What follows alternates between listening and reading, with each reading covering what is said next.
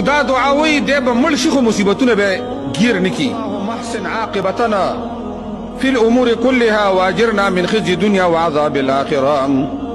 د دې معنی دا چې یا الله خسته کې زما انجام زما په ټولو کارونو کې، که زما د کور معاملات دي، زما د گاوند دي، زما د روزګار دي، یا الله د دې ټولو انجام را لته خسته کې، او واجرنا من خزي الدنيا وعذاب الاخره.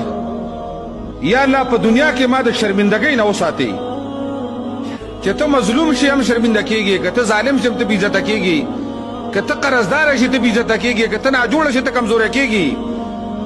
نو یا الله د دنیا د شرمندګۍ نه ما وساتي او د عذاب د آخرت نه ما وساتي. دې حدیث پر آخر کې د الله رسول فرمایي و یو سړی به مړ شي خو مصیبتونه به ګیر نه کړي. دا وظیفه ویله خو دې کې یو بله وظیفه